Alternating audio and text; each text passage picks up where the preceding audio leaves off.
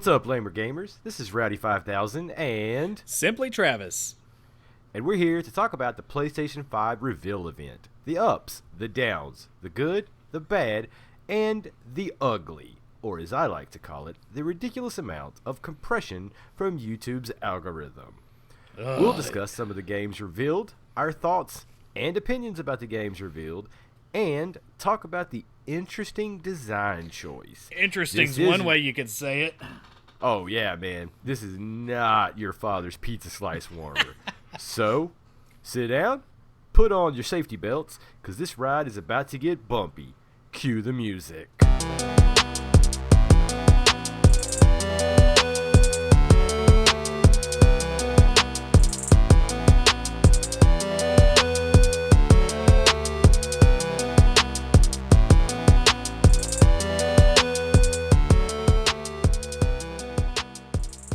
Now, before we get started, if you like what we're doing, don't forget to press up, up, down, down, left, right, BA start.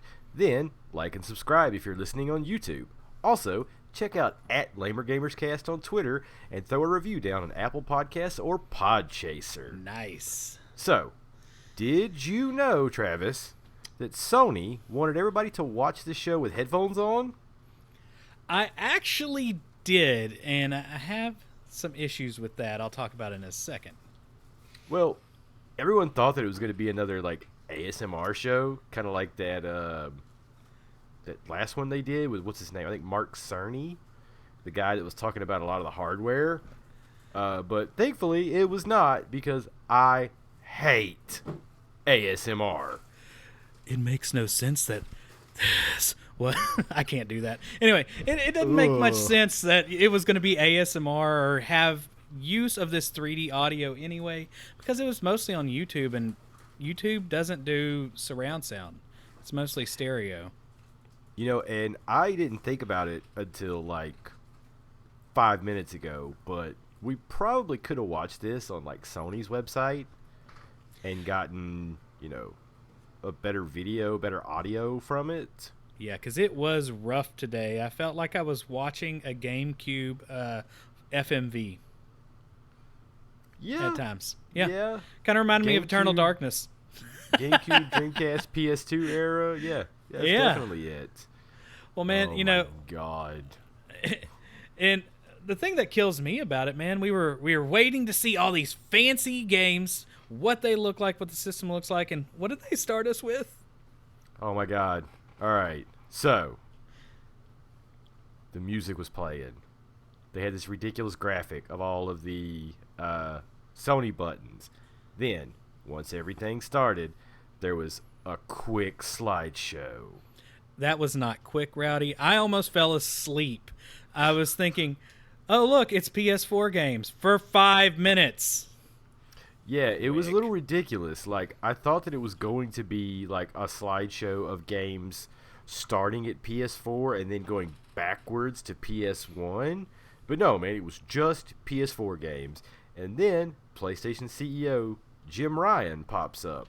By the way, not a fan of this guy. Never liked him. Why is that?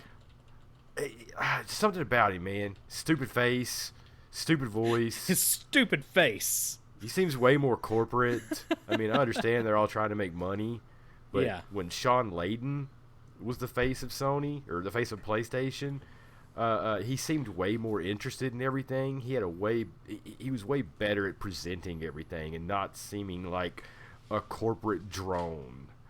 But so he pops up, and he's talking about how PlayStation is super excited to start with a game series that has been on all Sony consoles, beginning with the PlayStation 1. And you know what series that was? Grand Theft Auto. So, turns out, GTA 5 is going to be on the PS5. Didn't see that coming. At this point, who has not played this game? Look, man, GTA 5 has been on every system since PlayStation 3 and Xbox 360. I'm honestly surprised there's not a mobile version. I'm kind of like for expecting phones. Sony to do a documentary at this point. Today, we are traveling to the deep outskirts of a far-off island just to find a tribe that have never seen civilization to play Grand Theft Auto 5. They're the last remaining people on Earth that have never played this game. Let's get it. And those people have been playing Skyrim for years. They have. Man. So was awesome. basically, you remember when we talked about how there was a rumor that GTA 6 was going to be a Sony exclusive?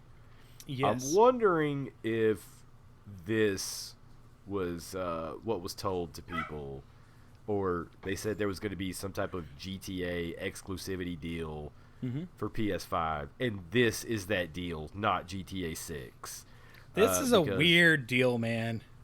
Well, apparently, if you own GTA 5 and you play GTA Online, which if you have GTA 5, you have GTA Online, you get $1 million of in-game currency per month till GTA comes to PS5. Snooze. So my Next. question is this a way to keep people happy whenever the PlayStation 5 releases? Because the vast majority of those games shown today are in 2021. Well, How many a of them lot were of them actually said- 2020? A lot of them said holiday 2020, and I probably should have written down in the notes which one was 2020, which ones were 2021. I can give you some quick Yeah. answers. It looks like Godfall is 2020, Assassin's Creed Valhalla, a game they showed a while back, Gods and Monsters, Ghost of Tsushima. That's PS4 though, right? Yeah, that's PS4. Yeah, that's about all that I see at this moment. Just doing a quick Google search. I'll see if I can find some more while you're leading us on this adventure of the Sony reveal. Gotcha. All right, so from here on out, these aren't necessarily in order that they were shown in the presentation, but basically the order that they popped up as trailers on YouTube afterwards. And we saved the best for last. So I'm going to start with Spider-Man Miles Morales, which is going to be the sequel to the Marvel Spider-Man from PlayStation 4. So the trailer starts. You have Peter Parker giving Miles Morales an inspirational talk about how it's his turn to be the hero. In the Spider-Man game, obviously you play as Peter Parker, but you run into Miles Morales, who also becomes a Spider-Man, because there's a few of them. There's a lot. It's been a while since I've been into the comics, to be honest. And Yeah, well, there are various Spider-Man. Then there were clones. Yeah. Yeah, Well, there were lots of when you- Spider-Mans. When you play as Peter Parker in the Spider-Man game on PS4, he's a little older. He's been Spider-Man for quite a while at this point. Well, you run into Miles Morales after his father is murdered. So once you start to mentor Miles Morales, he's kind of in a low point in his life. He doesn't know what he's going to do. Well, he gets bit by a spider. Lo and behold, he becomes another Spider-Man. There was a story So- recently about two boys that were put in the hospital. And I forgot which country it was in because they were trying to turn into Spider-Man. I saw that. They let a spider bite him. Yeah, as a quick note, do not go get bitten by a spider to turn into Spider-Man. This has been a public service announcement from Simply Travis and the Lamer Gamers podcast. Yeah. Yeah. But basically, so there's no gameplay, but the trailer looks absolutely amazing. It looks like some of the stuff that they shown will be kind of how it plays, maybe cinematic versions of how it plays, because a lot of the combat that was in that video looks like cinematic versions of combat from the last game. But it also showcases Miles using electricity powers, something that Peter Parker didn't inherit when he turned into Spider-Man. So now, if you play the last game, you'll know that Miles is eager to learn how to use his powers, but is still very unsure of himself. he finds out that he's got these spider powers, and once Peter Parker finds out about it, it takes him under his wing, or under his web. Yeah, I was about to say, it's a weird analogy. Under one of his 8 arms or legs. So he's constantly like, oh, hey, I'm going to go jump off this building. And Peter Parker's like, hey, homie, like, step back. I mean, you need to learn how to use this stuff first. You can't go head first into this. Where was I in my notes? Let's see here. Blah, blah, blah. Eager to do stuff. Okay, so to me, this game is going to start out unlike most sequels. So in this one, you play as a new character. So you don't feel cheated by playing as the same character from the previous game, but stripped of your powers. One of the few games from the reveal that I will pre-order as soon as it's available. And if you haven't played the first, quit being a dummy and play it. Now, back to what I was saying about playing as a new character and not being stripped of your powers. God of War 2 and God of War 3 start pretty much... Well, okay, God of War 2, I want to say, starts where Kratos, the main character, already has all these powers, and you play the first level just as a god. Well, God of War. But then something happens, and you are completely stripped of your powers. And to me, that's always been kind of a cheap way to make a sequel. So it's going to be really cool playing as Miles and seeing his story. Maybe you'll also play as Peter Parker. Who knows? We'll have to see. No, yeah, I'm totally getting it. I am seeing that it does say Spider-Man will be holiday 2020. So, launch game? Nice. Possibly. And I'm going to tell you right now, that is a system seller right there, man. Give the gift of spiders this Christmas. Dude, and so good. Bugs. Bug Snacks is a 2020 game. We'll talk more about that one in a minute. Anyway, what's the next game on our list? Hey, Lamer Gamers. This is Rowdy5000. I need to make an addendum to this podcast because the day after we recorded this, Sony Insomniac came out and said that the Miles Morales Spider-Man game is a standalone game. It is not the sequel to Spider-Man, and it is not DLC for Spider-Man. So it's basically just a standalone title, kind of like they've done in the past with like Infamous First Light and Uncharted, Lost Legacy. So now, after saying that, I return you to your regularly scheduled program. So Gran Turismo 7. I know you're a fan of the Forza series. I'm a fan of driving around, running into things by accident, and looking at pretty scenery. I'm not necessarily a fan of playing the game. Well, Gran Turismo and Forza have always been the rival games just because they've always been exclusive to said consoles. Mm-hmm. So, like, on this one, like, the gameplay looks absolutely fantastic. If you're into racing sims, this looks like one of the most realistic sims I personally have ever seen. Like I said, it's very comparable to the Forza series.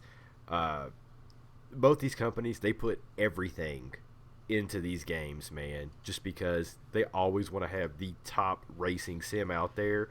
And the last Gran Turismo game that I played, it blew my mind because the right joystick actually controlled your head.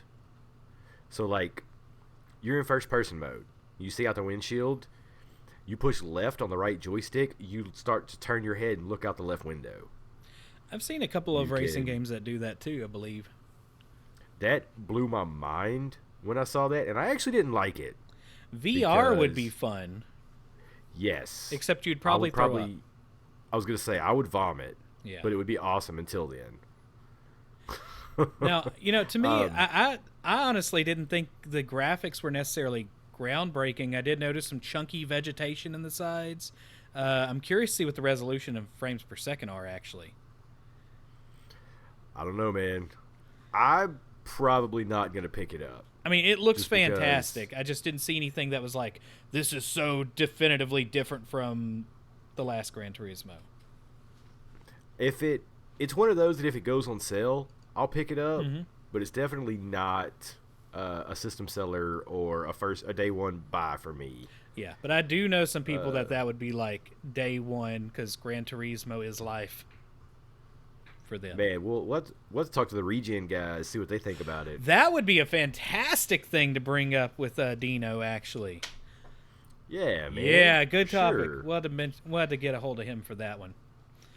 So next on the list here, we didn't see much of this game, Project Athea, and that's just the working title for this. All I know is it's from Square Enix. All the footage shown was from a PS5 dev kit. It did not say if it was gameplay or cinematic. Looks great. Still have no idea what it's about. The female protagonist is jumping all around, flying through the air, doing some crazy stuff. I thought that it might have been the same game that they were showing in the Unreal Engine trailer, but it definitely was not. And the one thing I do know about this game is it is made by Square Enix, so we're probably not going to see it for another 5 years. Now, there are some interesting vibes that kind of remind me of Xenoblade Chronicles 2 with the volumetric clouds that are kind of in the background. I don't know if that's just because you're up high in certain areas, but It reminds me of the volumetric clouds. Okay, so the reason why I'm mentioning this, though, is, I'm looking at the teaser trailer image for Project Athea, and there are trees, but then there are also clouds below the trees, and that's very unusual unless it's fog. So I'm wondering if it's a world kind of like that are covered in clouds. You can't go to a certain area of it. Like you said, the graphics look fantastic, but at the same time, no gameplay just yet. Exactly. We're not going to see this game for a while, man. Yeah. All right, man. Next, Ratchet and Clank Rift Apart. Dude. I like your notes in here. Just dude. I like to use a lot of run-on words to show how excited I am about some of this stuff. Now, I haven't played much of the Ratchet and Clank series since like the beginning of PlayStation 3. I've played a bit of the ones on PS4 because a lot of them went to PlayStation Plus. So I played a little of them here and there. But this one, dude, it looks absolutely phenomenal. But if you're not familiar with the series, it's a Sony exclusive from Insomniac Games, which is the same company that makes Spyro, Spider-Man, and Sunset Overdrive. And I just realized that all of those start with an S. Except for Ratchet and Clank. It's a cartoony 3D platformer that follows Ratchet, a fictional animal called a Lombax, and his robotic sidekick, Clank, who helps him out of seriously sticky situations. The trailer starts with Ratchet and Clank falling through some type of wormhole or a portal, a rift, into a new dimension. Don't know too much about the story right now, but it seems all the dimensions are breaking down, and it's up to these two to save the world. Again. Although the game is cartoony, it seriously looks like a next-gen game. What in the heck did I try and type here? Now, I will say, as far as just kind of my thoughts on it real quick, I thought it looked fantastic. That was actually one of my favorite games to look at there. It's one of the few that really looked next-gen to me. And I really dig how seamless moving from world to world is. That was a really good demonstration of what the new solid state drive is capable of. Because you could tell there was like a second and a half, 2 seconds of loading as he was falling through, and then the portal opens and the other world is there. That's the essential loading time, hidden very well. But it loaded a massive world extremely quick. Also, they used some fancy ray tracing on the robot. Dude, I'm super excited about this, man. Our honorary lamer gamer Skylar, she says Clank is my spirit animal. He's a snarky little turd ball, and I love him. Nice. He was mentioned a lot in our Sidekick episode from a lot of the fans of the series. So this is definitely a lamer gamer's pick for the next PS5 or for the PS5. It's gonna be awesome, man. I'm into it. Let's see the next one, Stray. Let me pull up my notes here real quick.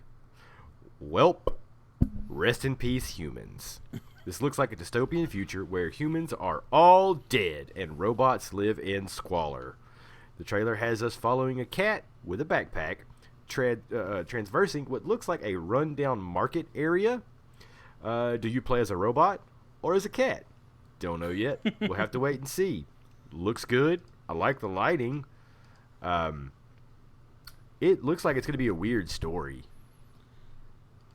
I don't know, man. That one, that's see. the one where you're just a cat, right?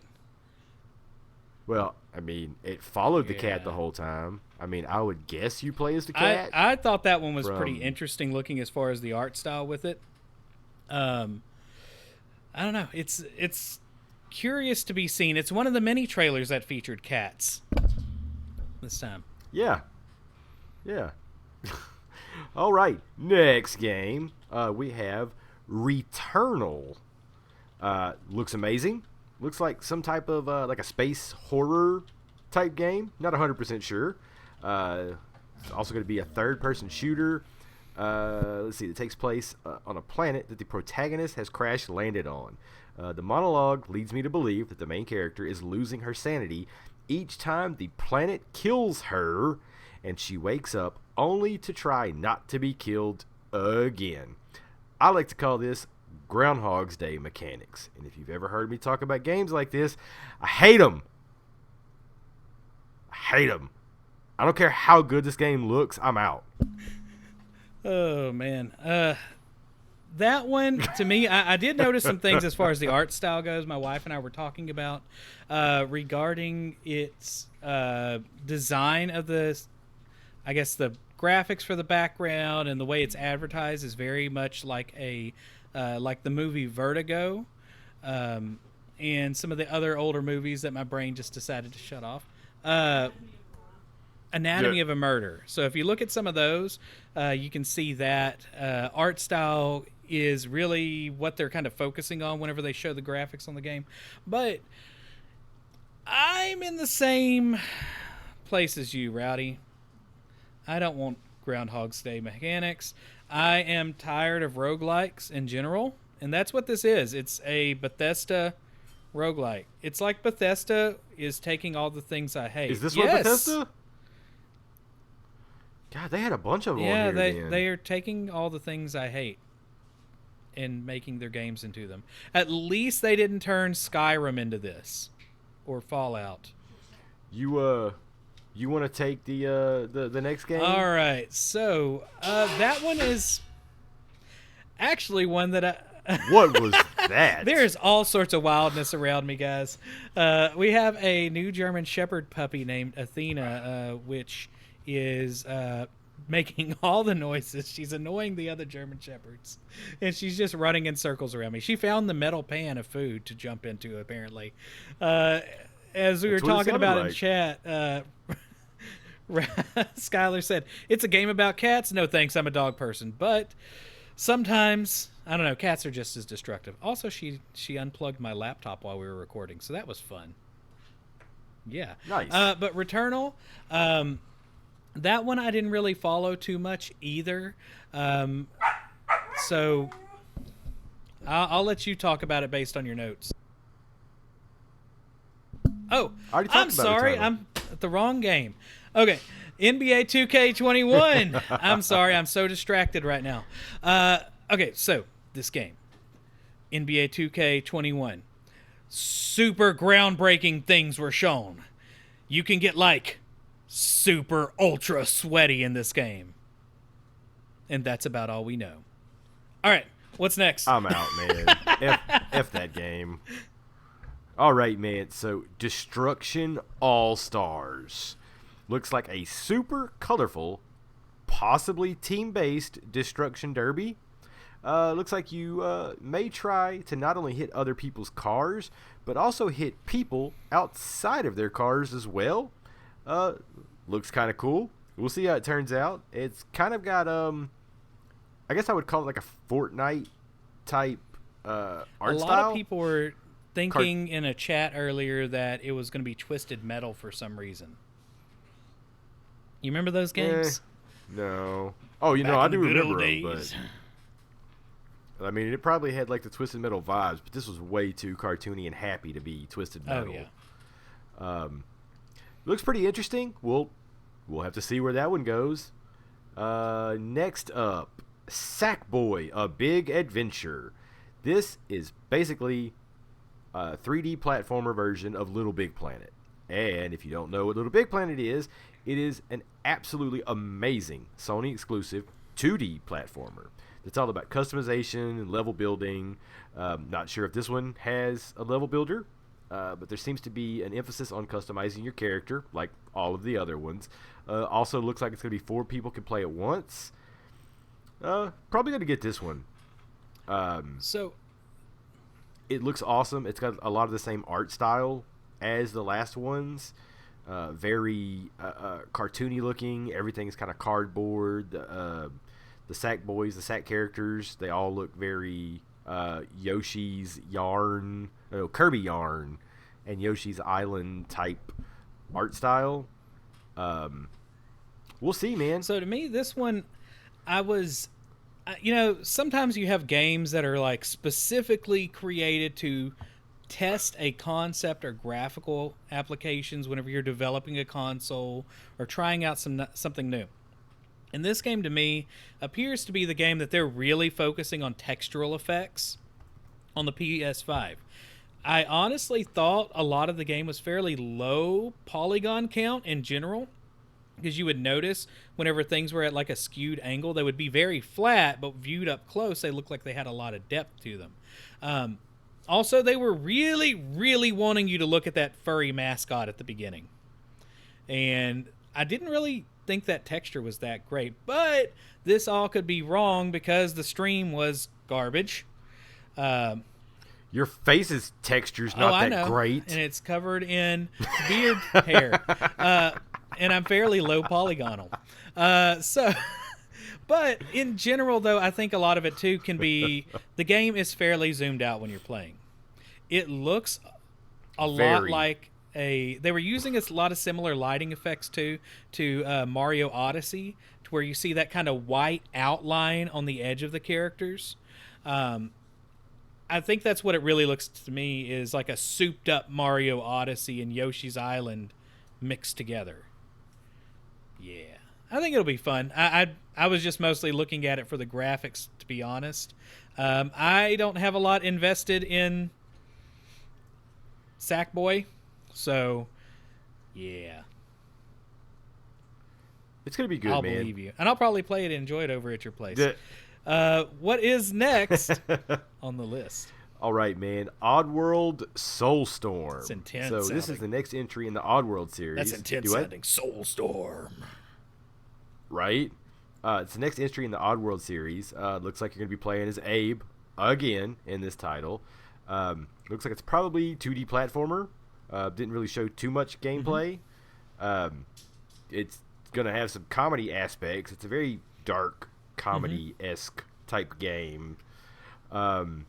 I'm not too into the series, but it's definitely a cult classic going back to at least, I want to say, the PlayStation 2 era, if not like PlayStation 1. That is definitely a cult classic. I really haven't messed around with an Oddworld game. I thought it looked pretty cool, though.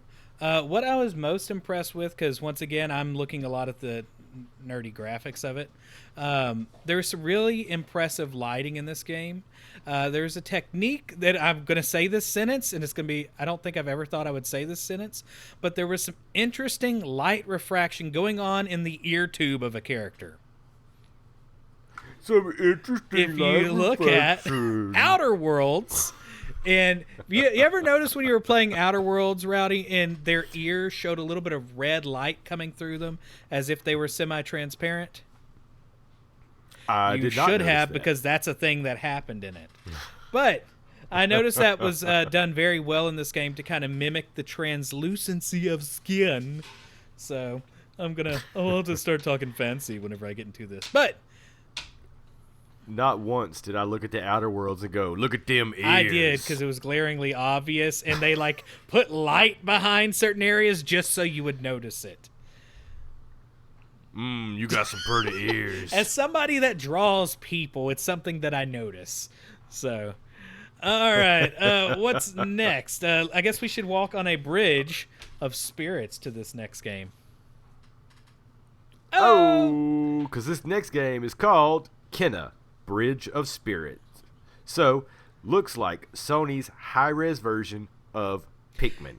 So, the protagonist of this game, the protagonist of this game, I've been up since 2:30 this morning, seems to control little spirits that help her progress through puzzles and help attack enemies. Not much is shown besides her instructing the little spirits.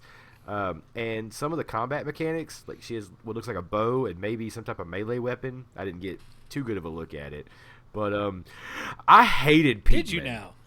So I'm sitting this one out. I enjoyed Pikmin. What's wrong with Pikmin? I hated it, man. I absolutely hated it. Having to go and instruct them to do everything, and they weren't the smartest things in the world. And then I always felt bad when they died. Yeah, I could see that. They're really sad, and their souls float up to the ethereal realm of Pikmin death. Yes. Yeah. Right. It's emotional. Oh, like this next game. Dude, I don't even know what this is about. Goodbye Volcano High. Like I said, man, no idea. The only thing that I took from this, these are my notes, looks like a teenage dinosaur high school drama. Seriously, no idea what it's about. That sounds pretty spot on, to be honest. It had, and I put in air quotes, emotional music to emphasize the drama. Not interested in the story. Not one bit. Not getting this game. Don't care. Sorry, I burped. Yeah, all I put down for the for my notes were emotions. Yeah. Oh, dude, it just maybe it's like one of those interactive novels. Something like no, I'm out, man. I do enjoy I can't an do interactive novel game occasionally. Just as like a chill after work type of game. That's okay for me sometimes. But you're a teacher. Are you really going to want to play a game about teenage dinosaurs having high school drama? Probably not. I think my wife would be more into that game. Exactly. Because she does enjoy the, I guess, some of the dramas that are early adult, I guess, kind of dramas. Young adult dramas, whatever you'd call them.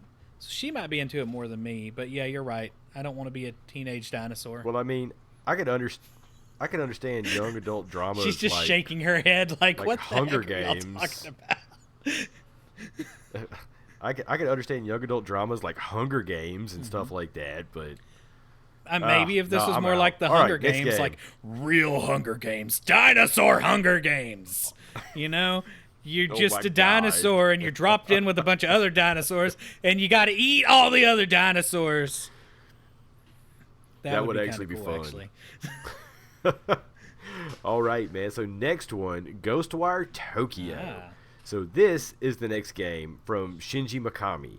So Shinji Mikami has been a director, producer, creator.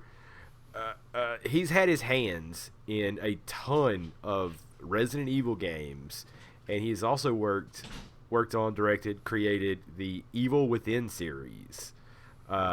There's a whole bunch of other stuff that I found on his Wikipedia page, but I wasn't going to put it all here. But this game, it looks, I mean, I don't know, wicked. I guess you could say, like it's a survival. It's a survival horror game, and Shinji Mikami is basically known for being, I guess you would say, the godfather of modern survival horror, because there were survival horror games before Resident Evil, but he's the one that pretty much popularized what it is today. But this one, it looks like the enemies are going to be like ghosts or evil spirits.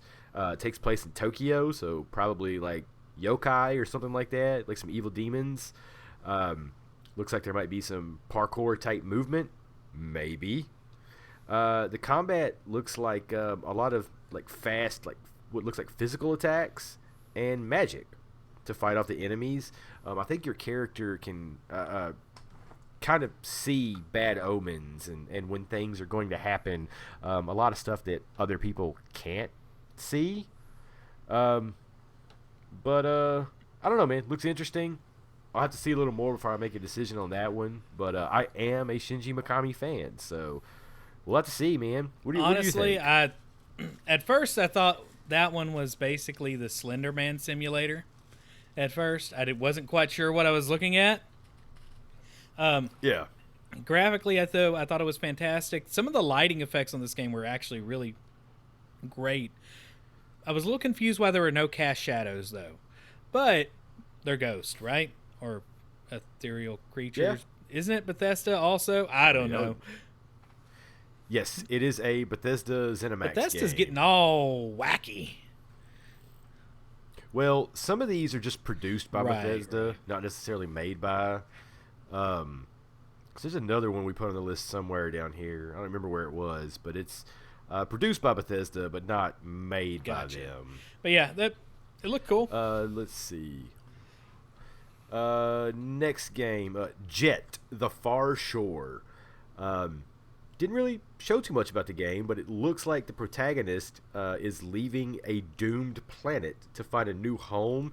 This is that one where it showed it was first person of somebody walking out of what looked like a cave or a room, and a lot of people were standing there watching this person walk towards, I guess, a spaceship, a rocket. They go into outer space. It looks like there's some type of space station up there, maybe. And then it starts where it says 0 years. And then it starts to zoom out, and the years start to increase till it gets to like 400, 500, some odd years. Then it starts showing, I don't know if it's gameplay or not, but it starts showing almost like a 2D small spacecraft that is kind of skimming along the edge of a bunch of different planets. It looked like one of them had the bones of a giant snake-like looking monster, something like that in it. I didn't put all this in my notes. I didn't really have notes, but my wife had something very specific to say about this game. She said, it's not pretty like No Man's Sky. It looks pretty blocky and basic to me. So I basically said, well, I'm assuming it's an indie. Because it Oh, yeah. And it was definitely an indie. But it's got those indie vibes, and it's got kind of the No Man's Sky type vibe. But she's to then it. said, well, so was No Man's Sky, and it still looked pretty. Yeah, but there was a lot wrong. There with that game when it was, first there came was, out. as far as the game itself goes, but it was a very aesthetically pleasing game, and it had a lot of interesting design choices based on the planet you went to, even though they weren't really purposely programmed. Yeah.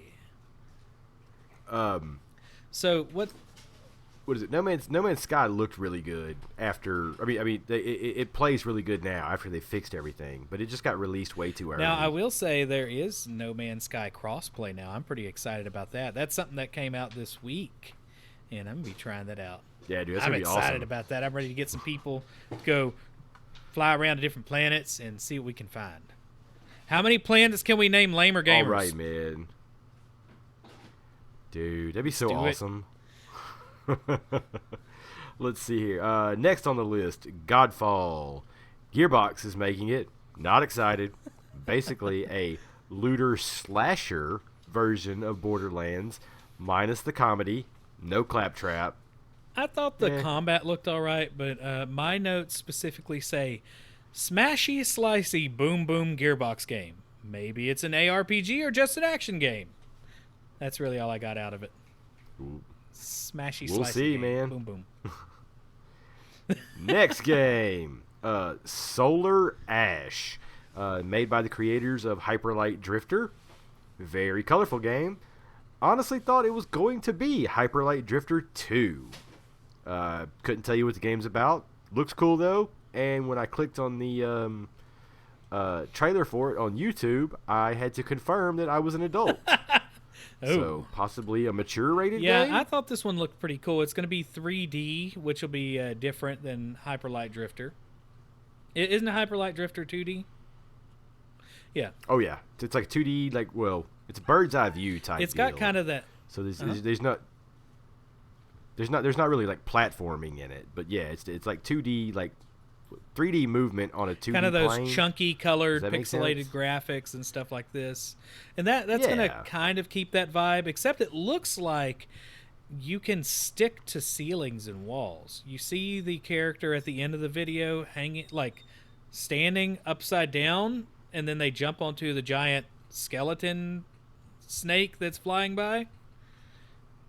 Yeah. This is interesting. Yeah. Yeah. All right. So next, okay, I'm not gonna say the name. I'm gonna read my notes first. Okay. So, at this point, Shuhei Yoshida came onto the screen. I don't know if you know who Shuhei Yoshida is, Travis, but he is a mainstay at PlayStation. He has been there for so much. This man, to me, is the face of PlayStation. All around good dude. He's awesome on Twitter. He totally interacts with a lot of the fans that tag him and stuff. Really cool dude. So basically, he came on screen and said he would like to announce a title that was near and dear to him. Dude, I got super excited, man. This could have been, a sequel from any number of Sony exclusives, seeing as Shu has been there for all of my favorite releases. Instead, we got a cinematic trailer for Demon Souls, which I assume is a remake. Not excited. You know how I feel about Soulsborne games. I'm out. Yeah, I was honestly Out. right before this was the video for Bug Snacks. I was still reeling from that and didn't quite understand what was going on. So I don't really care. I see All right, next game on the Strudrelista in the list. chat says you're a heretic. And this German Shepherd puppy that is barking in the background also believes you are heretic. I mean, that really is true. I am a heretic when it comes to Soulsborne games. I know that as much as I love video games, I should love at least one Soulsborne game, but I don't. I hate them all. Yeah, I'd imagine after a 15-hour workday, you just want to sit down and play a game that will just murder your face if you miss a button press by a 15th Oh my of a God. second. For a lot of those who don't know in the chat, I started a new job, and they told me, they're like, hey, so we're not gonna have as many hours for you for your first week. And I was like, okay, no biggie. It's gonna be fine. I'll just be training. Then I looked at my schedule, and I had 62 hours for one Good week. times. Ugh. One of them was a 15-hour shift. One of them was at a plant that recently exploded. I'm going to let you talk for a minute while everything explodes around me.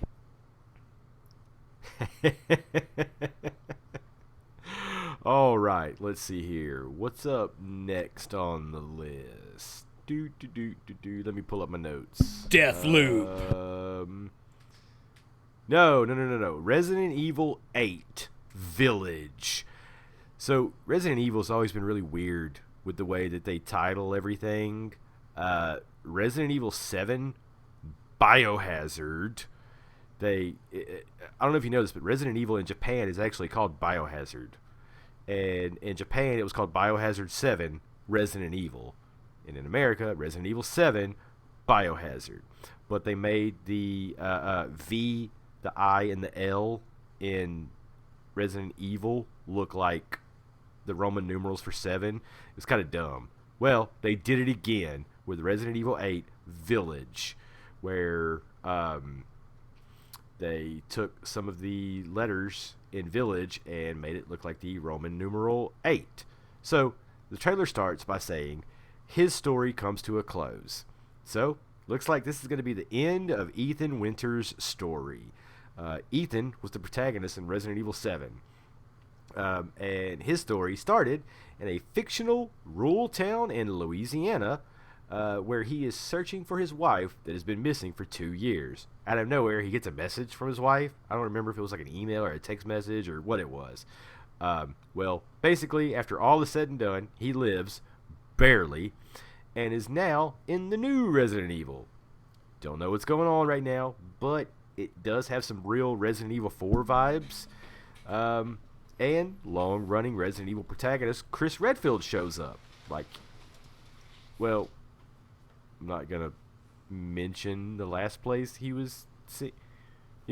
screw it. You've had years to play Resident Evil 7. Chris Redfield shows up in Resident Evil 7. And he is a long-running protagonist in this series. I mean, he's been there since Resident Evil 1. His sister was in Resident Evil 2. He's mentioned in Resident Evil 3. He was in Code Veronica, which was the 4th game, but it wasn't Resident Evil 4. He's been in a lot of them. Well, he shows up at the end of Resident Evil 7, and he is also in Resident Evil 8. But it looks like he may be the bad guy this time, or that's what the trailer wants us to believe. Also, not confirmed, just something that I noticed. One of the characters in the game looks like an older version of a character named Luis Serra from Resident Evil 4, which is weird because this game is really giving off Resident Evil 4 vibes. Now, Luis was killed in Resident Evil 4, but no one ever really dies in this series. So we'll see what happens. As weird as the story is, it looks like this one's more based in supernatural and folklore than in like man-made viruses, which again is another reason why it gives off Resident Evil 4 vibes. At one point, it looks like there is a werewolf, which has never really been in the Resident Evil series. I'm not going to say it was actually a werewolf. It just looked like somebody was transforming and acted like a werewolf. I don't know. I'm pre-ordering it. As soon as it's available, I'm getting that one. I love the Resident Evil series. It. Let's see. Next, Deathloop.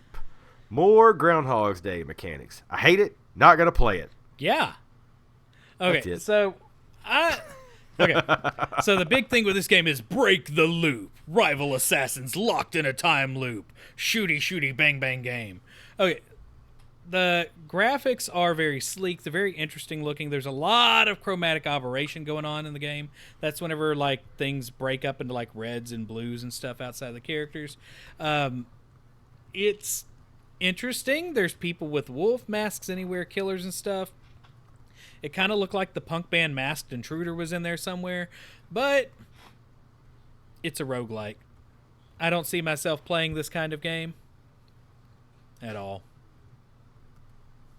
Well, not? It just doesn't. I don't know. But like you said, the concept of having to replay over and over again from the same starting point. Now, does that mean like there's a hub world and you can essentially figure out a way to hop into this one section, or do you have to like try to make a split-second decision that will somehow open up something else? And am I going to be really frustrated if I die right before that? Because I'm pretty sure this game is going to be tough as nails, as most roguelikes and games that require a bunch of different variations do. I don't know, man. It's just not really clicking with me for some reason. Yeah, I was just joking. I hate it. I'm not going to play it at all. Now, the next game, this is one of the games that looks like a system seller for someone like me. Dude, yeah. So, Little Devil Inside. Again, not really. I mean, there was probably some gameplay in there, but I think they didn't want to say the words gameplay. I could see that. Just, but, I mean, what I got from it is there's a little dude. He's fighting various monsters and creatures with various gadgets. I saw swords. I saw something that looked like what I thought was almost like a lasso, but then it exploded. I mean, it looks like he's got all kinds of weapons. But it looks like he may be trying to make his way to fight the old man that's also shown in the trailer pooping. Yeah, that was a little odd. There were some interesting scene cuts. That being said, like it shows the little guy dropping that bomb. Yes. And then, like, as he's dropping the bomb, it zooms in on the old man pooping yeah, on that the was toilet. The Like, game what? definitely has some quirky humor in it. As far as the stylization of this game, this is the one to me that looks the most next gen, but is also stylized to the artist without being like super realistic. Really, there's a lot of stuff Yeah. going on. They created this, I guess, video game cut. Like you said, it looked like there was some gameplay. I don't know how much is just bullshot. And if you've listened to the show before, bullshot is whenever you are creating a gameplay video that simulates what the game is quote unquote supposed to look like, but is often better than what it ends up being. And it also relates to a word that sounds a lot like bullshot too whenever you do that. But that being said, it hit some notes that reminded me of like Zelda Breath of the Wild. It reminded me of good children book illustrations. There were some very interesting character designs in this.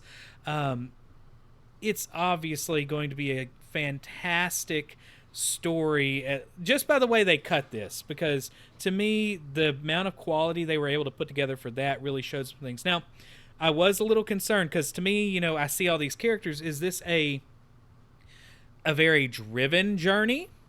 Or is it I go and wander and find these amazing, fantastical things in this grand world? And I'm leaning towards that because the few sections where it seems to show gameplay and them fighting enemies in a field, it's a very vast field. The large enemies are, of course, in smaller sections, but it appears that it's alluding to big open world that Travis will have a fun time living in. You know what it kind of reminds me of is a cartoony version of The Witcher. I don't know about that. I guess a little bit. It does have that kind of. It does look almost like fairy tale esque, in a way. Yeah. Maybe a little bit darker. But I don't. Yeah, you could be right. It looks good. I want to play this. Like, Yeah, this is, as you know, I've never owned a Sony system, but that game. Cause That you're dumb. game made me want to own it if it's going to be exclusive. Just saying.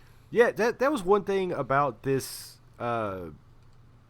this presentation. They didn't really allude to any exclusives. I mean, we know which ones are 100% going to be exclusive, but yeah, some of the other ones that were like brand new, like they didn't say if they were going to be exclusive or not. Well, I'll be able to tell you in just a second because I'm looking this stuff up now. It is. So the next one. Go ahead. Do it. The next one is definitely going to be an exclusive. Astro's Playroom. This is a niche game based off of Sony's AR bots. They were introduced in a game for PS4 that used the camera and the motion controller so that you could play with some AR robots in your living room. Probably along the same lines, albeit on a bigger scale. This will probably be included with the PS5 because the original AR bots game was included with the PS4 for free. Okay, so real quick. Little Devil Inside was a Kickstarter that is pretty old. It was actually Really? going to be released on the Wii U at one point. This is from a Kickstarter in 2016. So there are some updates. This is created in South Korea, by the way. So their latest update on the Kickstarter is they're pleased to announce that Little Devil Inside will be coming to the PlayStation 5 system. The development support partnership became a reality after a long period of discussions. We thank everybody at SIE and all those involved for making this happen. With their full support and all the exciting features of the new PS5 system, we are even ever more confident in accomplishing and delivering what we set out to do. You can check out the latest trailer, blah, blah, blah, blah. It is going to be coming to the PS5 on a timed exclusive basis and will be coming to the existing PS4, which in my mind means that it could be coming to the Xbox. And it also says this does not affect our plans to release for PC concurrently. So it's going to release on PC and PS5 simultaneously. Yeah, it's gonna Yeah, come out so for everything. sorry, Sony, you almost had me. Now, there is a game that I think you're about to talk about that Man, might get me over there. Look, I'm gonna try to stick to my notes as best as possible, but this is one of my top 5 series of all time, and there's only one game in the series. Horizon Forbidden West. So obviously a sequel to Horizon Zero Dawn. The trailer opens up with a breathtaking tropical landscape. So you have Aloy, the protagonist of the series, starts the narration, all about the old ones. Obviously, a continuation of Horizon's story, where Aloy is trying to uncover more of the past, how 1,000 years prior, humanity was overrun by the machines they built and left them scattered to fend for themselves. It shows more landscapes ranging from wetlands to deserts to snow-covered mountains. Let's see. So we're going to follow Aloy as she makes her way west to uncover more of the past. Shows new robotic animals and ends with giant robot elephants. So, for real, in the first one, I'm going to try not to spoil anything, but basically, this is 1,000 or so years in the future. It's probably not 100% 1,000 years, seeing as there's no ways of keeping history at the time, or keeping records of history, because a lot of these communities that these people lived in are very isolated from each other, and they're based on their landscape, like where they live and the type of technology that's around them. Now I say technology, that's a loosely based term. It's basically the robot animals that they have destroyed and taken parts from. You'll see people that wear armor that was made from scraps of these different robot animals that they've killed, and you really got to watch out, because like some of these robots are very aggressive, like their real life animal counterparts. You have to fight like some ridiculously huge alligator robots, all kind of stuff. Well, she's traversing all of this landscape, trying to find other communities, trying to uncover the history of basically what happened. So once she actually does uncover what had happened and why the robots took over, that's when it starts to get really interesting, and to me would make the perfect movie. Oh my god. So basically this is just a continuation of it. The first game, it doesn't necessarily say where it's taking place, but there is mentions of Denver, Colorado in the game. So my guess it would be, Colorado, New Mexico, Utah, Arizona, because I mean you run across deserts, snowy mountains, lush green areas, but nothing really tropical. So she's headed west in this one, so probably California, near the beaches, stuff like that. There's still also mountains and stuff that she runs into in the trailer. It shows her using her bow and arrow, some of the weapons that they have in the game. It showed some of the characters from the last game carrying over into this one. It's basically, it's gonna be the best game for PlayStation 5. I'm saying it now. Mark Rowdy's words. My favorite game of the PlayStation 5. Well, okay, it's gonna be my favorite PlayStation game, or PlayStation 5 game. So I gotta say this. You can't have a good console release without some robot alligators. This is now a law. This that is true. It is an axiom that it will be proven true. Yes. Let's see here. So I'm going to skip on because I can talk about Now, Horizon I will say forever. I am going to be playing the PC Horizon Zero Dawn. And I think that's going to help me decide, because I am the person in this podcast that will be trying to figure out when I'm getting a PS5, if I'm getting a PS5. Because Rowdy's getting it the PS5 day one, I'm assuming, correct? I don't care. I don't care what it costs. I'm getting it. Oh, we'll be day talking one. about the potential cost here in a little bit too. Horizon Forbidden West. It's good. Oh, it's gonna be awesome. I want to watch. The No, trailer we again got a right now. podcast, But I'm not. Rowdy. Can't go and watch things. All right, what's next on the list? Next we have Pragmata. Not sure. I honestly thought it looked like a sequel I to did Death too. Stranding. Because there's this dude in this weird like armor, this weird getup, and there is a small child with him, which I thought might have been the BB from the first one, the bridge baby, started to grow up, but it is way too close to the release of Death Stranding for there to be a sequel already, unless they just worked on everything all at once. But I had no clue what was happening when this first started. Started on the ground and it ended on the moon. Main character is still wearing all this armor. You never see their face or anything. Looks like some kind of crazy astronaut get up, but the little girl that's with him is standing on the moon with no helmet or anything and is breathing just fine. So basically everything in between them, starting on the street and ending on the moon, just looked like a Hideo Kojima fever dream. So that's why I thought it was going to be a sequel to Death Stranding. But whatevs. We'll see what else they show. I'm not that interested in it right now. I'm curious, though. is it just going to be a fancy walking simulator?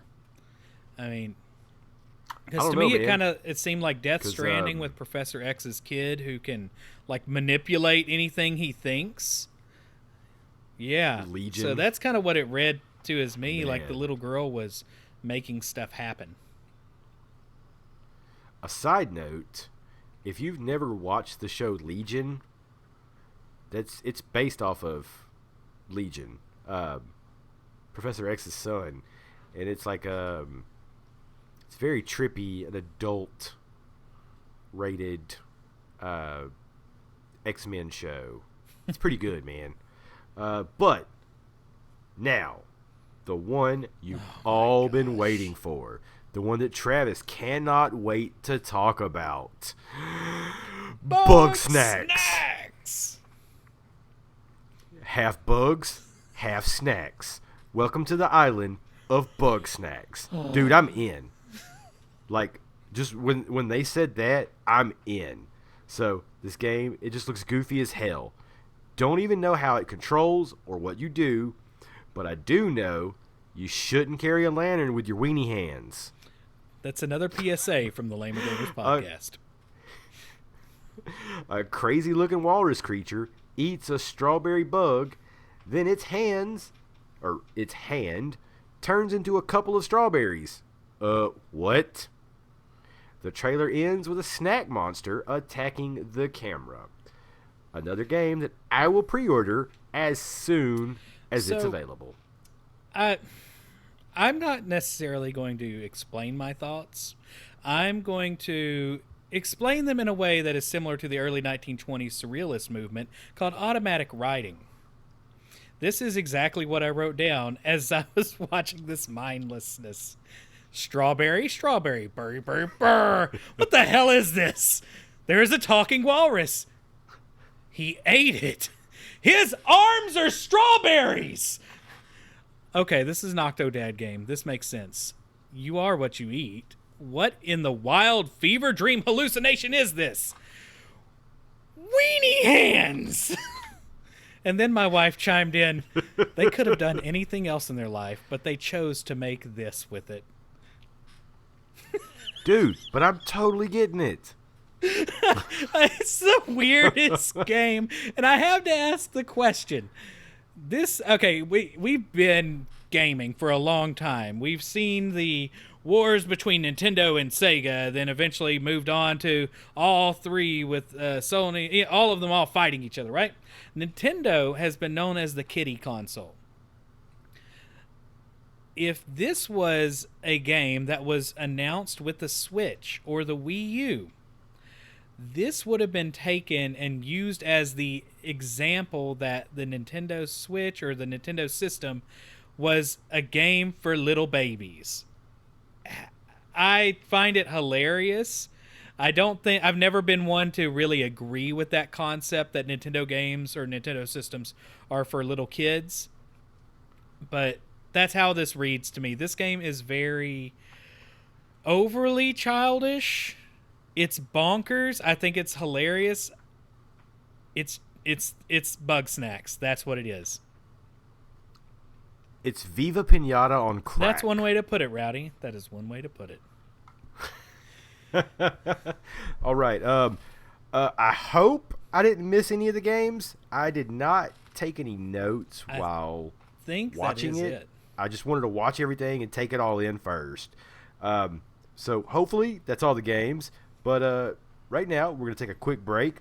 Then we'll come back with the bonus points segment where we discuss the PS5 hardware and how does it compare to the Xbox Series X. So we'll be back in just a moment.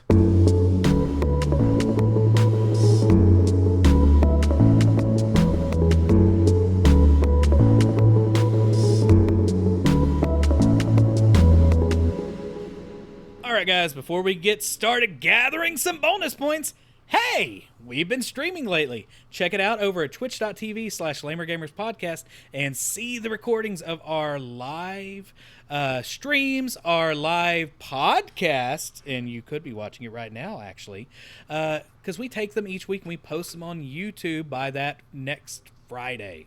So, in this segment, we are going to take a closer look at the hardware and the highlighted features that Sony threw up on the screen while watching the reveal. That makes it sound very gross whenever I said it that way. I should have written it a different way, because they didn't quite exactly vomit onto the screen these things, but they were definitely not focused on some of these things.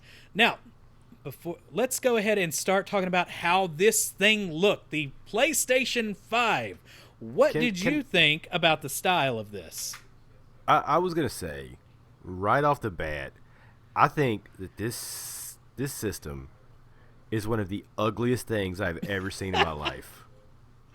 And I love it. Okay, so I actually was kind of a fan of it. I am known for liking ugly things. And, you know, sometimes it's been a discussion between my wife and I. Like, if I like the way something looks and she hasn't seen it yet, especially vehicles, she's like, but is it ugly? Right. So now I will say, just kind of getting a little nerdy with this, both of the systems are really adhering to what's called a brutalist style, or something close to it. It's a style that came out in the 50s in Great Britain, basically after World War II, that they were usually focusing on minimalism in the design and tended to show a lot of the materials in it, and really the structural elements over decorative design. If you look at both of these systems, I mean, one's a freaking box, and the other one is kind of showing the innards of it. You can see it kind of flared out and really focusing on those fans. Often these brutalist designs use what are called forbidden geometric structures. There is some weirdness to these designs on both of these consoles that you would not expect. Now, I do have to say, though, as far as the design goes, my biggest disappointment is it is not like the dev kit. I actually enjoyed the dev kit design because I wanted to warm pizza in the center of it. Yeah, man, I'm a little disappointed that I can't sit a slice of frozen pizza on there and then like play a game for 30 minutes and then eat said slice of pizza. Exactly. And then put another slice on there, play for 30 more minutes for my marathon gaming sessions. But I don't know which one I would prefer more. The melted goodness of what it is now, the pug of a system, or the dev kit pizza warmer, man. I don't know where the hell I'm going to put this thing because can it be placed on its side? Most likely yes, because every PlayStation since the PlayStation 2 has been built to either stand up or lay flat. So most likely it will. But if you look at the one that has a disk drive, it looks like where the logo is on the top of it, if you were to lay it down, that the disk drive would be on the very bottom of the console. And I'm not 100% sure if I was looking at it right, and that's the way it would lay over. I'm hoping it does lay over because I lay all of my systems on their sides. I do not like them standing up like behind my TV or anything, in front of the TV. I've never liked standing consoles. So you can see on the design where when you're looking at it vertically, it kind of flares out towards the top, right? Mm-hmm. And there have been some recent leaks on the PlayStation 5 and how it moves air over two main components. So you have on one side where that flare would be, you would have air passing over the power supply. And on the other side, you would have air that is passing over the GPU, the CPU, and all the other stuff. So that is really curious if it will be able to sit on its side, because I would feel like you need the side of the system to dissipate a little bit of that heat if it's plastic out there. That's going to be a really weird one, because I feel like this console is going to be playing a lot of tricks with air movement. You know, where the Xbox, I mean, it's shooting air up like with a fan that you could put on the back of a boat and fly across the swamps with. You know, That's true. But the PlayStation 5, I mean, there's different leaks as far as the specs. I'm sorry, not the specs. The patents go that show anywhere from 2 to 6 fans in this thing, whereas the Series X is just one huge fan. It's interesting. It might be a little over designed in a sense for something that ugly.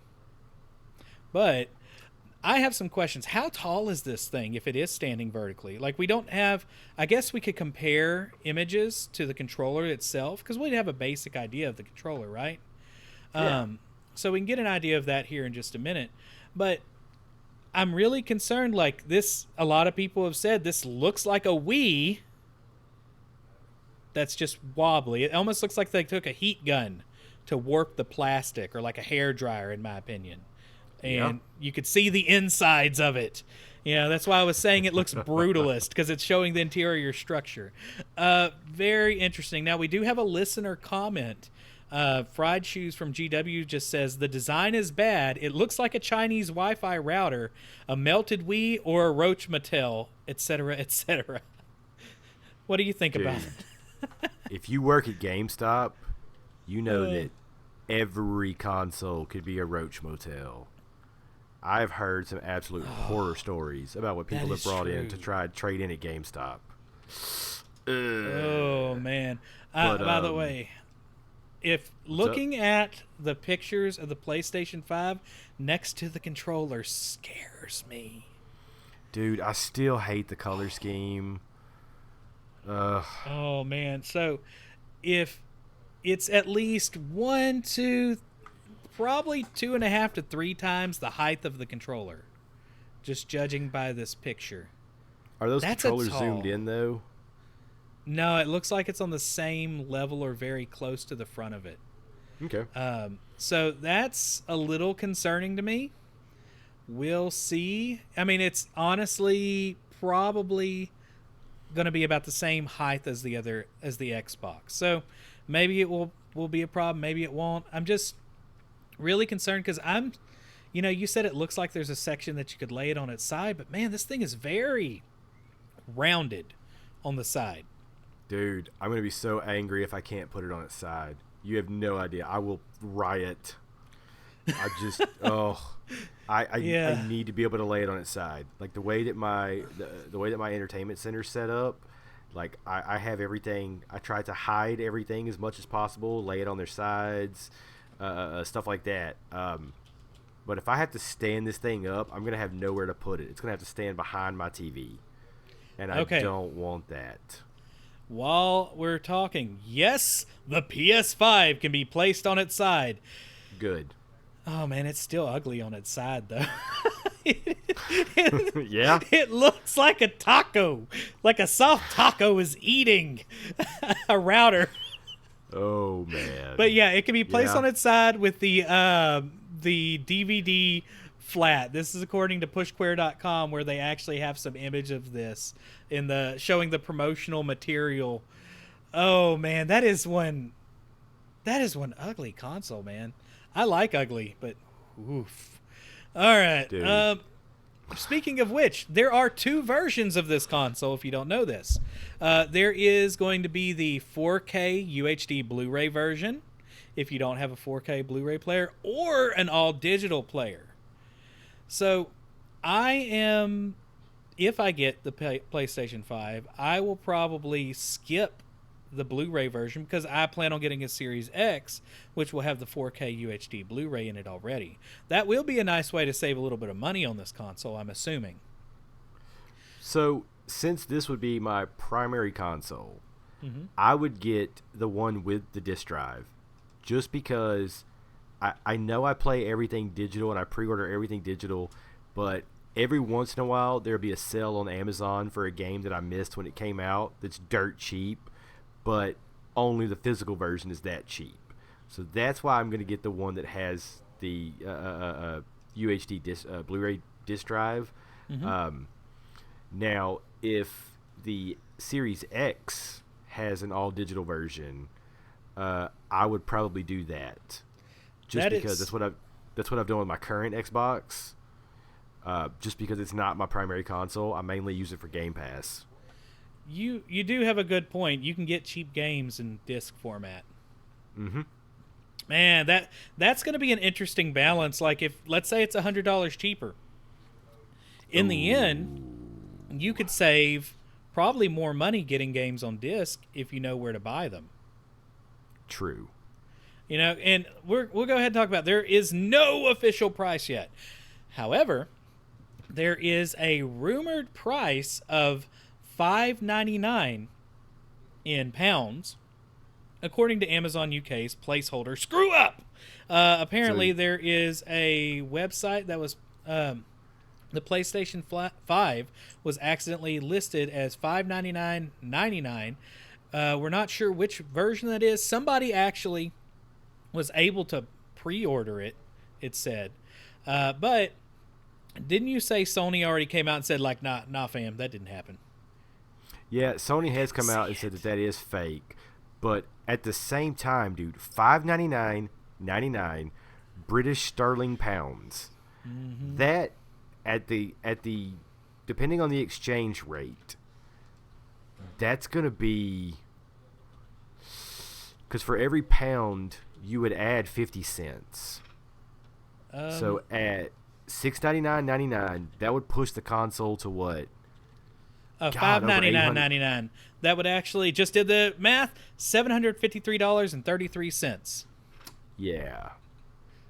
Yeah. So now that is with current dollar fluctuation. As you know, there have been certain things going on with manufacturing and a lot of stuff going on with the gobbles. If you don't know what we're talking about when we say the gobbles, that is our code word for bad things happening with little tiny things that go in your body and make you sick. So, because we can't say the other word or we are not shown anywhere. But, so, that's a big difference. Are we about to see a $750 console?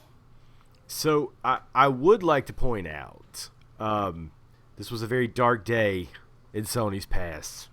But when the PlayStation 3 came out, the original PlayStation 3, I would also like to point out that I think it was only like an 80 gigabyte console as well. It was $600 because not only did it have a PlayStation 3 in it, but it also had a full PlayStation 2 in it, so that they could make it backwards compatible for PlayStation 2 as well as PlayStation 1 games. So by the time I had bought a PlayStation 3, because my Xbox 360 red ringed and I sent it back to Microsoft and it came back and it was crap, I traded it in and got a PS3.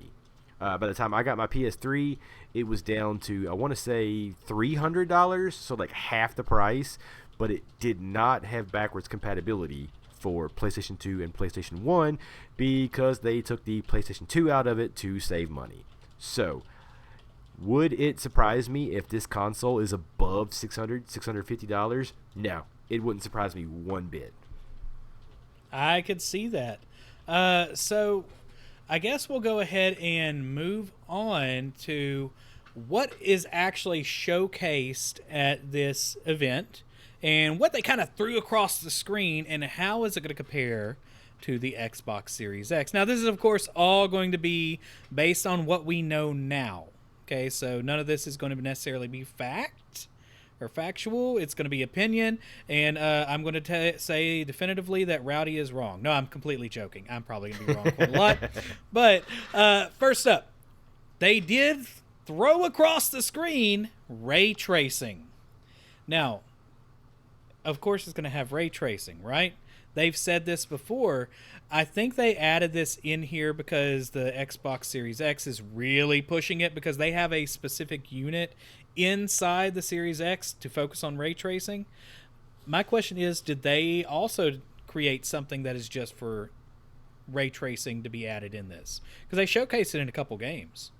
Yeah, so when ray tracing first came out, I actually thought that it was like a trademark term that was only used by what's their name, NVIDIA. But both of these consoles have a custom AMD processor. I'm sorry, it's not the processor that does the ray tracing. They have custom. They have GPUs that are capable of ray tracing, but the difference is the Series X has a specific added piece of hardware that does the computations for the ray tracing. So it offloads it from the GPU, so it doesn't have to work as hard when there's ray tracing in the video game. Yeah. Yes. So, and that's been a question that we've asked in the past, or at least I have, as far as, the PlayStation 5 with that Unreal Engine 5 demo really focused on global illumination, which honestly is usually good enough. Okay, I did notice, you'll notice I made some notes about some of the games we saw, and I said, okay, well, where are the cast shadows? Or why are they not being showcased? The ray tracing is extremely good at showing cast shadows very realistically. Global illumination, not always. It really depends. So we'll see if... I think they're going to just do it in little bits of it, and that's what a lot of things are going to do, because, they said the ray tracing was going to be on Clank, right?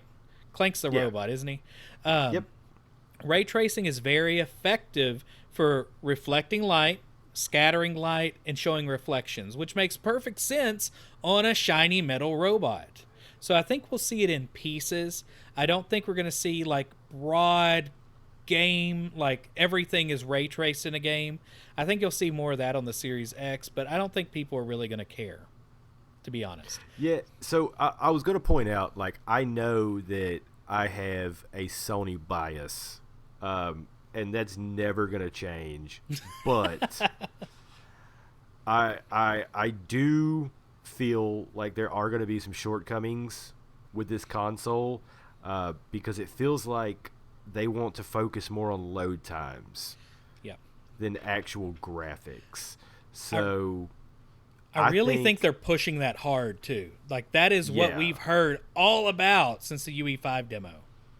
So this system will probably push 4K most likely, but it probably won't try to push 8K like Microsoft has been talking about. I don't even think they can do that though. Like, they'll be able to do it, but the games won't be worth it. Yeah, well, I mean, they've been talking about how they want to try and push 8K at 120 frames, which would be amazing to pull off. Yeah, if the games look like that Silicon Valley game on Nintendo 64, maybe. So, God, I wish I would have saved the quote, because I don't remember who it was from, but there was a game developer who was actually talking about the difference between the two consoles, or developing for the two consoles, whereas Xbox would have to do some more creative loading screens to hide it. PlayStation wouldn't look as good as the Xbox version. So he said that some companies may have to go as far as, say, in the Xbox version, have a quick elevator scene that wouldn't be present in the PlayStation version. So it's going to be really interesting to see the difference between them. We're probably going to talk a lot about Digital Foundry when these systems come out. Yeah. Now, I will say, the going back again to Ratchet and Clank. That had the most important thing to look at when you're talking about loading times. Whenever you see the characters jump from one world to another, there is about a 2 to 3 second pause, essentially, in the action where you see them falling into space, then the world opens up. That is the loading time. It doesn't appear like it's loading. I thought most of that was just a cinematic scene. I didn't think they were controlling it right there until it got to the point where he was shooting. And that's a good way to hide it. Now, the thing is, the PlayStation 5 is double the amount of speed for loading things into the system, right? So, the Xbox Series X version, you would be able to assume to double the loading time in that sequence. So, instead of the character falling for 3 seconds, they might fall 5 to 6 seconds before that transition.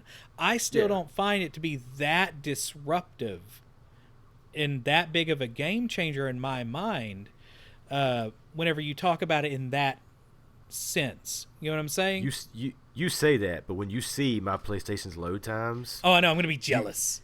You're going to be jealous. Now, there is a good video that shows the backwards compatibility of the Xbox Series X in their load time and how they do things. So they show the Division 2, and there's a video from probably a couple months ago, and they show the load time on the Series X versus the One X. So it was, I believe, 8 seconds to load the game. Now, this is not a Series X made game. It's not made for the NVMe, right? Okay. Yeah. It took 8 seconds to load that game. It took 51 seconds on the One X. So no. Yeah, go look it up. It's a video. We were actually talking about it yesterday in the Game Witness room, and I brought that up because I know I'm not a big Microsoft fan, but that sounds ridiculous. I think they could do better than that. Some of these games, Borderlands 3, man, I got it on the One X, and that takes forever. It takes about a minute almost. What was I going to say? Sony, when they were talking about trying to improve load times and stuff, they took, it's a first-party game. It's not something like Borderlands or Division or something like that. Right. They took Spider-Man for the PS4, and were comparing the load times. And I don't remember the exact times, but the PS5 one was a fraction of the PS4 one. Right. So, the Xbox has got to load. It probably just needs to be, I don't know, optimized or whatever. They both actually rewrote the entire I/O engine, which deals with how it fetches data. Sony just rewrote it in a much faster way, to be honest. Which, Gotcha. By a faster way, we're also talking a matter of seconds here, not a matter of 10 seconds. We're talking a matter of seconds. So, it's a definite selling point. I don't think it's that huge of a selling point, though. Because you're not a Sony fan. Exactly. To me, I'm looking at ray tracing, but that's also the art nerd in me that actually looks at those kind of things and appreciates realism in certain areas with lighting. But that's also because I obsess over it whenever I draw, right? And whenever I'm doing a higher level drawing, not necessarily the stuff that I put out for advertising. Don't look at that stuff. That's quick. But anyway, that's going to be interesting. I think this did answer some questions. I think they showcased a very good look at what to expect. It was hidden very well, but it's still there. It's not like immediate. There is load time. You just got to look for it. Very smart choice. Next thing on this list we have adaptive triggers. I'm not super excited about this, but it sounds cool. I kind of like the idea of it. Adaptive triggers being there's either an increase in resistance or they push back. If they poke you. Which would be kind of cool if your character picks up something and it moves in their hand. Maybe it could move the triggers back and trick your brain with the haptic feel. And that's really something they're focusing on is this haptic feedback, right? But the only things I've heard the way that they described the haptic feedback for it was for racing games where they would try and put the accelerator and the brake on the triggers to whereas when you are, let's say you're trying to brake, So you're braking on a smooth surface, and then you go onto rocks. So in real life, when you brake on rocks, your brake pedal pushes back on you. Right. So that's what they would try to do with that left trigger. So also they were talking about when somebody uses a bow, probably in Horizon Forbidden West, when you use the trigger to pull back on the bow, you get more resistance on the trigger as you pull it down, like you would when you're trying to pull back on a bow. So, I mean, it sounds like there's a lot that they could do with it, but those are the only two instances I've heard of them trying to use it right now. So here's my concern with it. I really like the concept of it. I do have some questions on how this works long term with wear, because if something's kicking back at you, that's either a motor or it's some sort of mechanism that can push back, right? Yep. Well, you're talking in the, having taken apart controllers before, you can only fit hardware in there that's probably a couple of grams, unless you design like steel bars in there or some sort of way to put this in. It would make the controller very heavy. But the just random stat, okay, the average right-handed grip of a dude is 121 pounds.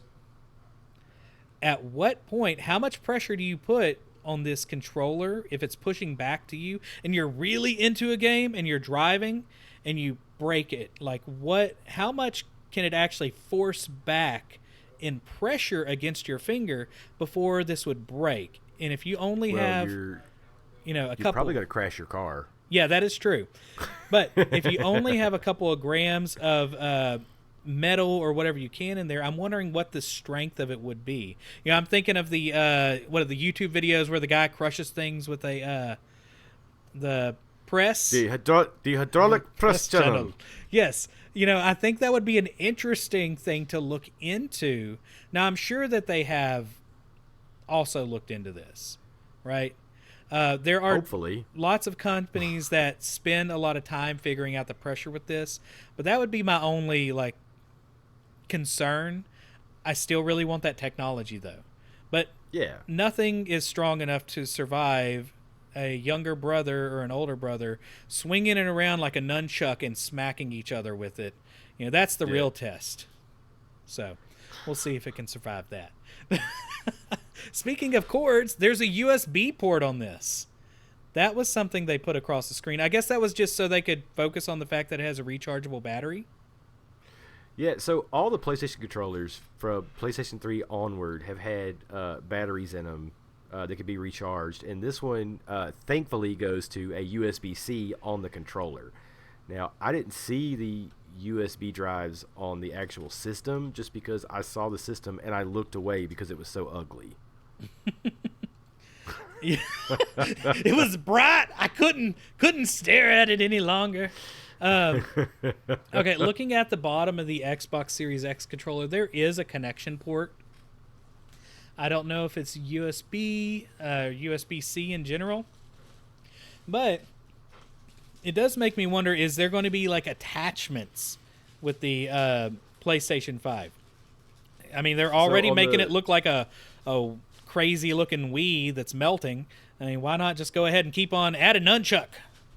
So on the PlayStation 5 right now, or the PlayStation 5 controller right now, the DualSense controller, on the top of the controller is where you have the USB-C where it goes in. So on the bottom of it, it looks a lot like the PS4, where you have the headphone microphone jack, but next to those is, I don't know 100% what that's called. That's right next to the headphone jack, or at least on the PlayStation 4 controller. Right next to the headphone jack is another slot that I have no idea what goes in, but I have seen it's like a little keyboard that you could connect to the bottom of your PlayStation 4 controller for texting or typing stuff in game. So I think that is what this will probably be for that attachment. Now, I'm seeing here that the Series X does feature a USB-C port also. It better. Yeah, so are we going to see the battle of the dongles? Who has the best attachments for your Xbox? Dude, everything better go USB-C from here on out. Yeah. I think it's going to.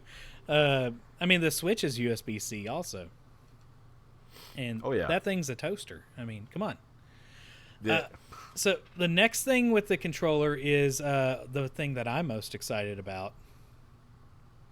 Gyro. And the thing I'm least excited about. Man, I'm going to have to look up later on, because I know Doom for the Switch uses the gyro controls, but I'm curious if the PlayStation version uses them. Because I mean, I've never used it if it does. Well, I mean, for the PS4, but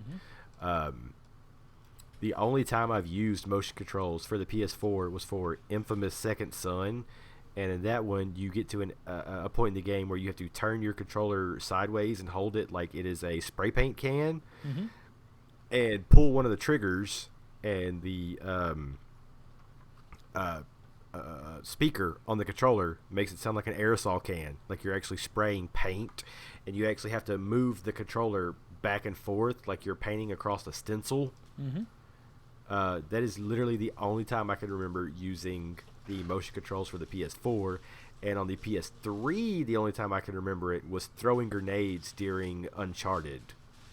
So they've had the gyro controls.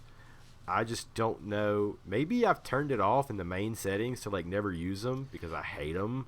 I did look up, and Doom does not use the gyro controls on the PlayStation 4, and people are really upset about it because of the lack of controller functions, even though it's on the Switch. To me, that's a big selling point. Like, if there were games that actually use that in shooters specifically, I would be all for it, man. I like the extra little bit of sensitivity it gives to shooting games. Like, I'm playing Borderlands 3 right now, and it does a really good job at the kind of snap to aim where it helps you. I don't need the help. I don't need you holding my hand as zombie monsters come and try to kill me. I want to take care of this myself. So I do need the help. Okay, well, yeah, I might need the help occasionally. Actually, I've been playing that co-op. We'll have to talk about that next episode. I've enjoyed that co-op. But I don't know, man. It's just an extra little bit that I really appreciate in games. It makes it feel more real to me in a way. All right. Next up, they both have a headset jack. Woo. Was this a surprise? No. Okay. Next one, 3D audio. So they spend a lot of time talking about this. They have a specific processor just for sound. And it was to the extent to where I saw a lot of people talking about, oh, well, the PlayStation 5 is going to be able to offload so much in the GPU because they have a special module just for sound. Well, the Series X has a module just for sound, too. It's just going to be using different formulas or formats for this. The Series X has a module, too. Yeah, it's got modules. But I don't see this. I do think the concept of forming it to your ear and how you hear is going to be very interesting, especially if you have good headphones. Like the headphones I'm using right now do work with Dolby Atmos, and I can tell a difference on things like that, on games with that. But the way they're doing it is it will pinpoint different sounds you can and can't hear and kind of adjust it to you, which might be helpful for people with hearing loss. You know, because if there's certain tones you can't hear, will the game adjust and make it to where you can understand things a little bit better? Because I know, you know, kind of weird old story, I busted my right eardrum whenever I was in high school powerlifting. I had an ear infection, went up with a power clean, clenched, pop, insane pain all over, and I collapsed. So since then, though, certain noises make a buzzed speaker sound, like a broken speaker in my head. So I'm wondering if that will help somebody like me that has some hearing loss on certain tones. Damn you, tinnitus. I know, right? Ma. What is this from? I do not know of this. It's an Archer joke. Um, So did you notice in that presentation? Did you see the Sony headphones? I did not. Were they selling specialized PlayStation 5 headphones? Oh yeah, I saw somebody post some images of them. They have the same color scheme as the console itself, so I guarantee you that those headphones will be the best-selling headphones for that console. They'll be crap for everything else. I bet you they're going to be at least great. $200 too. Probably. Or 150. If they're going to try to do this high-level sound stuff, they're going to have to be pricey. Well, because Sony has had some first-party headphones that they've used in the past, and then there's an app that you could use with those first-party headphones where you could have specific EQ settings for certain games. So you go into the app and you load up the setting for, say, like The Last of Us. So then you set your headphones to The Last of Us settings, and it is EQ'd specifically for that game. Yeah. So there'd probably be a way more in-depth version of it with these headphones. Yeah, so that's going to definitely be curious for that, or interesting for that. Now, we're down to like the last section of this, and this is just going to kind of be an overall discussion on which one appears better at this moment. Now, this could all change. So, between the two systems, what do you think so far has the better hardware in your mind? Doesn't matter. Doesn't matter. PlayStation's gonna be so fast. It's going so fast. That SSD. It's gonna be so fast. I mean, it's gonna be so fast. You're gonna wish it wasn't so fast. I still think that the Xbox Series X is going to be more powerful. I've seen speed versus power. Yeah. You know, it's been the Yeah. big thing. I've also think they've been a little more open with what's inside of it. I mean, literally, people have taken them apart and put them back together. You know, whenever you're hiding so much of the internals, that is curious to me. Now, also, that's probably smart at the same time, because we did report on an article a while back that the Xbox One had its source code stolen from the GPU, and I think there was an NVIDIA card that had its code stolen that was also going to be possibly used for different systems. So, I mean, God. you know, you do have to keep your mouth shut a little bit with these, but they've been very open with what's inside of it. I think it's going to definitely be the stronger system. But I don't think it's going to matter that much to most people. I still think Sony's going to hit that 1440p, that 2K 60 frames a second is going to be where they really are going to stop, like be showcasing things, and then 4K at 30 frames per second. If you look at current systems that try to run 4K at 60 frames per second, they still struggle with really, really expensive systems. I personally don't think the Series X is going to be 8K 120 frames per second. I think that's silly, unless the games are massively scaled down. Like maybe if you're playing Team Fortress 2 or Fortnite, maybe. But no, man, I'm gonna play the original disc version of Halo 1, and it's gonna be 120 frames a second, 8K. Actually, that would probably be something they could do because of the backwards compatibility with it and the way that they're doing things. So that actually probably will happen, Rowdy. Like I said, it would have to be an old school looking game that they could run at 8K 120 frames per second, because they have talked about doubling frame rates as a big push on the Series X. And doesn't Halo run at 60? I mean, I don't know about the original one. The original one ran at potato. And it caught the system on fire. If you were to take Halo 1 and make it and up-res it to 8K at 120 frames per second, that would be like shooting a turd out of a musket. People would love it, though. It would be, I guess, entertaining. But it would add HDR to it, which is interesting. All right, next up. That is true. New games. To me, in my mind, I think Sony wins this one all day. I don't think we have seen enough of the Series X games. Sony has more just established established series right now. Yeah. But they're also But we'll creating it see. just for the system. All these Series X games Yeah. are on the One X also, or on the One. Gotcha. You know, but we haven't seen their real big first party games either.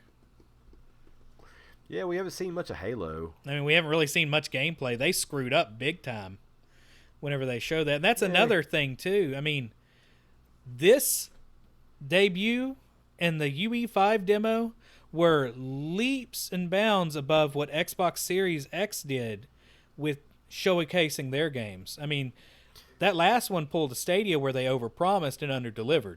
This I thought was good. I do kind of wish we got some numbers on what it's really Yeah. showing, because I just saw a bunch of blocks on the screen because of the stupid stream. But there were Oh games. my god, it's so awful. And they showed load time, and that's really what they've been focusing on, man. Freaking YouTube.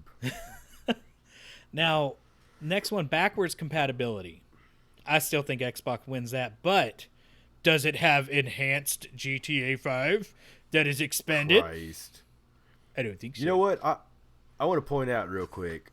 I never heard them say GTA 5 was enhanced for the PlayStation 5. I just heard GTA 5 was coming to it. No, they did say enhanced and expanded Enhanced? towards the end of it. Okay. So they're going to Okay. add some stuff to it. It's going to be focused for online, but honestly, though, the Series X is going to win this one all day and night, too. Because they have systems that actively improve your games and put them in rose-colored glasses mode, where everything's a little bit better. It adds HDR, it ups the frame rates, it ups the resolution, and it's built in. It's not they don't have to reprogram it, and they started a lot of this groundwork in the One X. So I think that is going to be a big hit, and maybe that's also why they're still making games that are going to be on the One X too, because they hope that people will eventually move up. I mean, I'm selling my One X day one and buying a Series X because everything comes with it. You know? Yeah. Well, I don't know. What do you think? I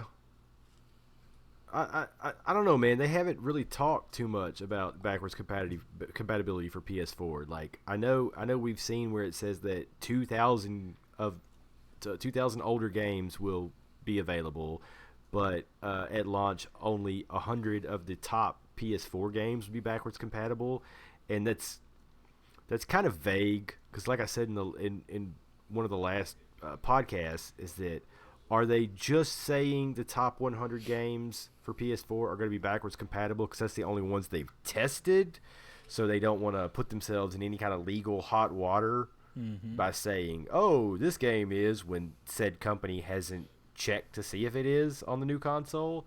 I'm hoping it's all backwards compatible, but at the same time, I really only have a few physical PlayStation 3 discs left over, and most of my PlayStation 4 library is digital. So it would really only need to be backwards compatible if I were to, say, buy said old games. Now, would you be able to throw in a PS2 or PS1 disc into the system? That's a question that I have. I hope so. I would imagine, right? I mean, I doubt it right now, just because they haven't done physical backwards compatibility since PlayStation 3. Right. I'm not. Ooh. That's going to be a Man, that's going to don't be a quote me on question that. for me, because if I get a PlayStation 5, I am a latecomer to the PlayStation, and I would want them cheap games. Well, I guarantee you, all the games that I've said you need to play are going to be backwards Oh compatible. yeah, absolutely. I mean, like Last of Us and Horizon, the Uncharted series. Those are for sure going to be backwards compatible. But don't quote me on that backwards compatibility for the PS4, because I don't think I've ever checked, now that I think about it. All right. Next topic. Who wins the design? Oh, God. Nobody Nobody. wins. Now, I will have to say, I think for people who enjoy putting stickers and skins on things or cases, the Xbox Series X wins because I'm just thinking as an artist, if I created a vinyl design that could just be popped onto there, you could design your system however you want it. There is a lot of visible real estate on that system because of its extremely simple form factor. And you look at what people do already for putting skins on the back of phones or put on, on laptops and things like that. D-Brand and all these other companies are going to make bank off of this. And you could really design it however you want because it's a blank canvas. That being said, it's simple. As an artist, you should be way more excited about that Salvador Dali-esque PlayStation 5. I don't even know if that's Salvador Dali, Rowdy. I don't know artist, man. I'm just throwing an artist name out there. Oh man, that thing. I guess. I mean, it kind of looks like a roach that's being eaten by an eggshell that's warping into space-time continuum somehow. Maybe. So I guess that could work. The MC Escher designed console. Probably a little not geometric enough. But I get what you're saying. It is definitely. Man, that thing is ugly. And on the side, did you look at that picture that I linked in the Twitch chat? Oh my goodness. Click it, Rowdy. Click it. Hang on. And see how ugly that is going to be on its side. It doesn't. Oh, I like it. I like it on its side. I mean, it's still ugly. It's still ugly as hell. It looks like a seashell that you would see, like, just eating a router. It's so bad. Dude, yeah, it's still ugly as hell, but I like it way better Yeah. sitting on its side than standing up. Ugh.